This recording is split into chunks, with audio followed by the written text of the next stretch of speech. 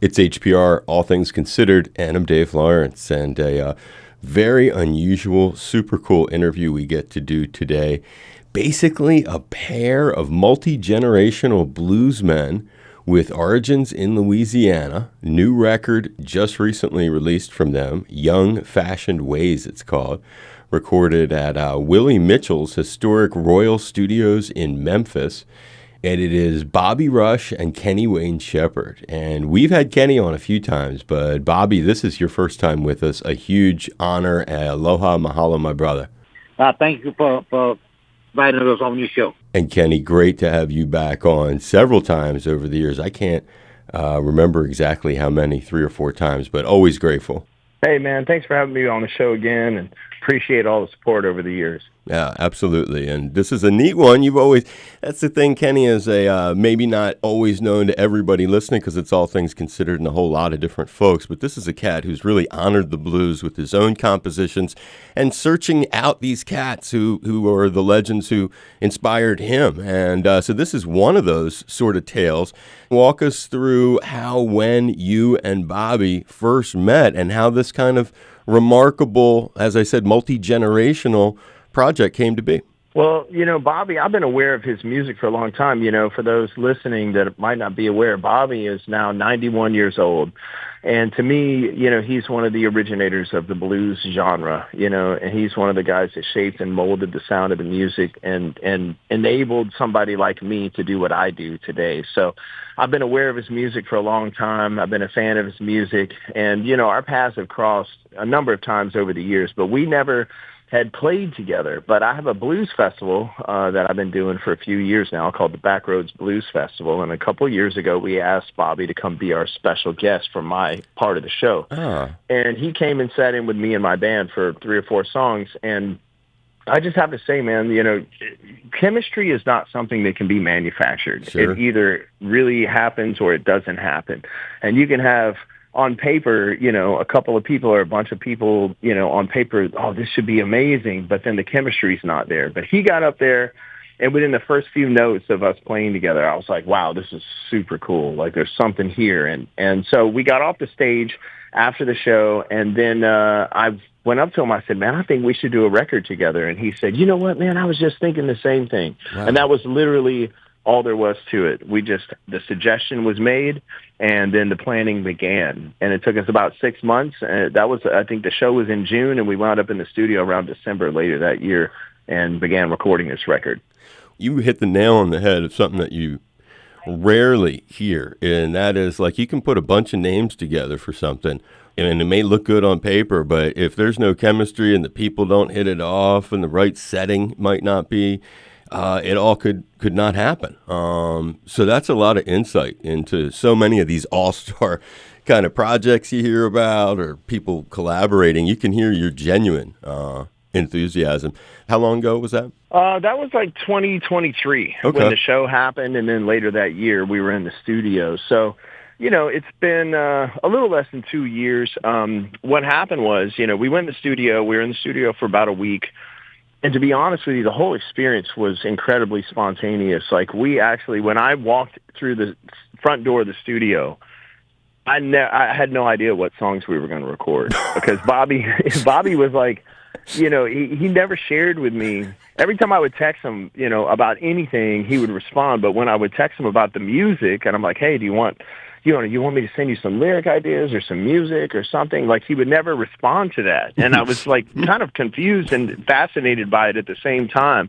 But it was actually really great because, it's just one of those things where you walk in the door and you just have faith. I had faith in my abilities. I had faith in his abilities, and that we would walk out with something special. And so the whole album was this really organic experience where we started in the studio with just me and him sitting in the room with a couple of acoustic guitars and a harmonica and a microphone. And every song started that way. And then each song started to evolve in its own way. And we literally just let the music tell us what it wanted and what it needed. So the end result is like this album that really takes you on a journey. Like, it's kind of like instrumentally, it's like the history of the sounds of blues music, because we have songs that are totally stripped down acoustic, which is like, the origins of blues. And then you have the evolution of blues into the electric realm, so then we have introduced the electric instruments and organs and things like that. And then we go as full blown as like having a full band with a horn section. So it's a really interesting record with great performances and great storytelling by Bobby and the lyrics that he wrote. And I think the listeners are really going to enjoy it. Bobby, explain how you guys ended up naming this thing Young Fashioned Ways, based on blues legend Muddy Waters' cover of the Willie Dixon song, and you guys coming up with your own version retitled Young Ways. Yeah, it was something I thought about because I'm an old man, he's young, and I thought about how ugly I am, he's good looking, and I tried to come up with something to cover up for that, But no, I think he come up with the title of the CD itself, but I think I come up with the title of the song because I was kind of drafting for what Muddy Water had said, because I happen to know there's nothing new under the sun. Everything been said, been done before. We just we're around that name. So it was something that I liked it from Muddy Water, but the song had nothing to do with Muddy Water. It had something to do with me being him being a young man. I'm an old man. I wanted to write something that relates to he and I, and we could put it to the public and see what the public think about it. Right, I get it. You are a young man. Tell me what you think about it. Right, like a theme, exactly. No, I love that theme, and I thought it was a really and that explains it. That gives it a whole different interpretation, because it says it's not really necessarily because it's a legendary bunch of cats who had covered it and written it, but it's because of the name of it. And similar kind of question for you on Royal Studios in Memphis. Now, everybody listen, it's All Things Considered, so not everybody knows, but this is Willie Mitchell's historic place, and Willie had done Al Green and so many other cats associated there. If you can, Bobby, try to explain for folks what led you guys to pick that spot, and then any of the cool stories about being in such a legendary place.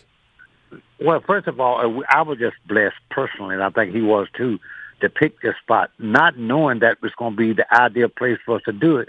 I was really thinking about him in Nashville, Tennessee. I'm in Jackson, Mississippi, at a meeting place would be kind to both of us by me on a halfway mark. Memphis, the halfway mark. Then when you picked the studio, then I thought about the relationship I had with Royal Studio, with Boo and the whole bit. I recorded that many times before.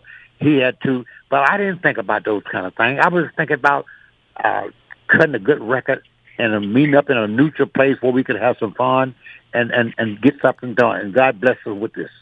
That's cool. I like that. Again, it was about convenience, not necessarily about the vibe that might be coming from that joint. Again, I didn't think about being Willie Mitchell, what it's going to lead to. Because when we started doing this, I was thinking about just he and I done a stripped-down version of the blues with the harmonica and the guitar, not knowing it's going to reach this far, but we both was kind enough to let the music take us where it took us. And so here we are. It's a nice feeling. You know, that's funny how you referred that, let the music take you where it took us. There is some really nice acoustic stuff on there. So as you were speaking, I was imagining the scene of the two of you sitting there in the studio doing like the remake of his classic 40 Acres, How Long, and G-String, for example, right? Those are some of the acoustic blues jams that you did. But you did that New Orleans vibe flowing on Uncle Esau and that spooky wah-wah kind of electric stoner blues, Make Love to You. That was another one. So you had this like amazing tone. How about for the guitar folks out there, share a little bit about that one and the sound and maybe the recording on that tune. Well, so, I mean, Make Love to You was, it reminds me of, like, there was a Muddy Waters album called Electric Mud where they basically, it was kind of a psychedelic blues record that I think was out on Chess Records. But it has a little bit of a vibe like that, with that whole wah-wah pedal. But it's still, at the same time, it's pretty stripped down. But it does have this kind of, it has a bit of a nod to the whole psychedelic blues vibe to it. And then, some of the other songs you mentioned, like 40 Acres and G-String, and there's a few songs in there that Bobby had recorded on previous albums, but I didn't know that, which I think actually worked in our favor because I was approaching every song like it was a brand new song, like from the producer's perspective.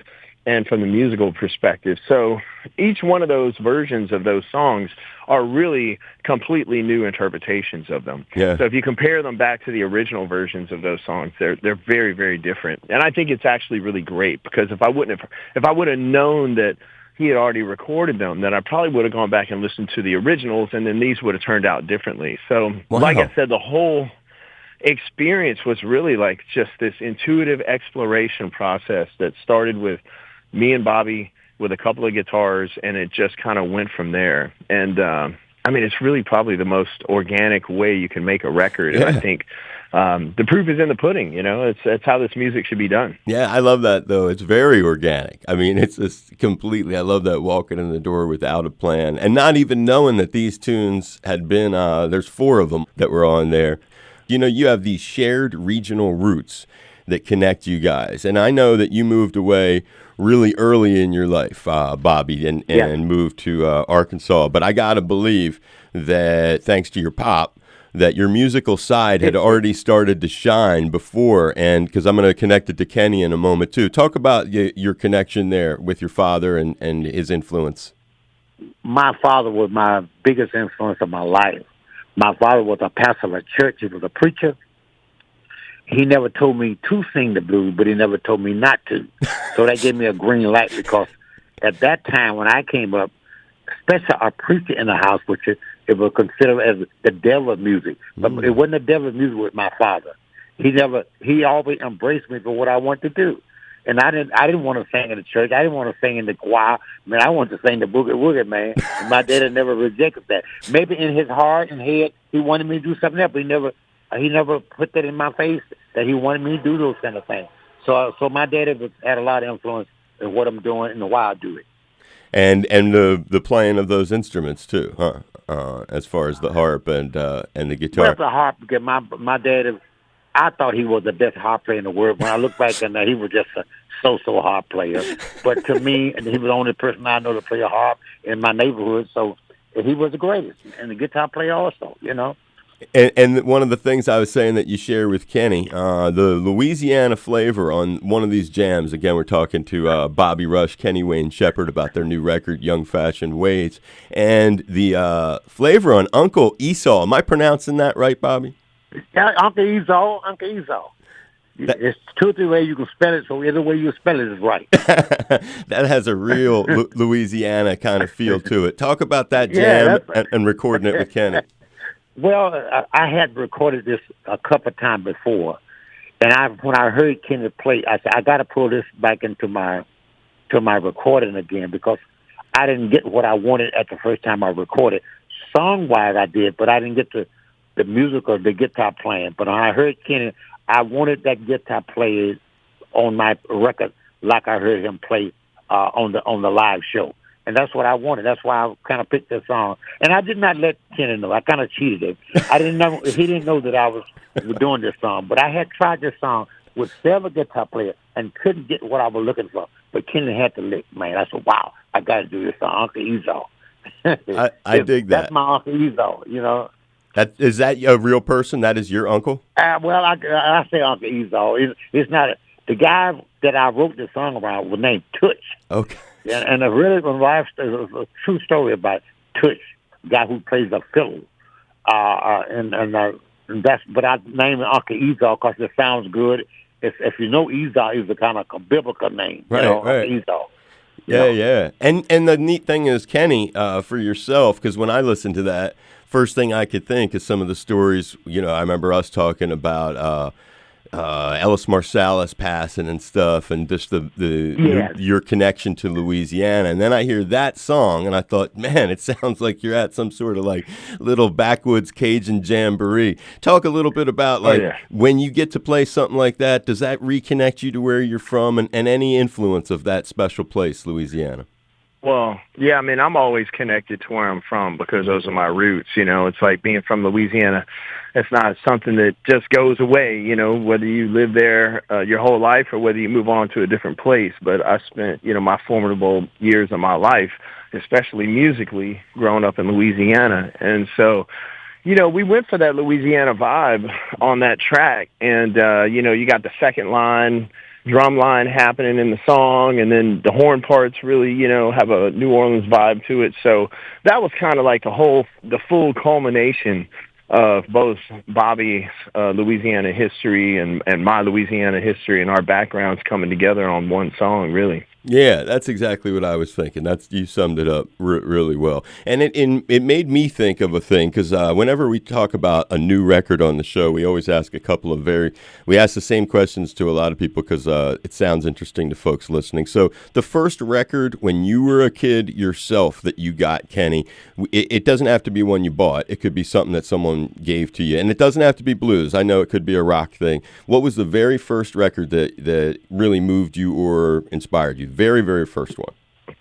Well, for me, it's like one of my favorite blues albums of all time, and I've said this my whole life, is this album called Hard Again by Muddy Waters that was recorded in 1977. It was the year I was born, and it was on Blue Sky Records.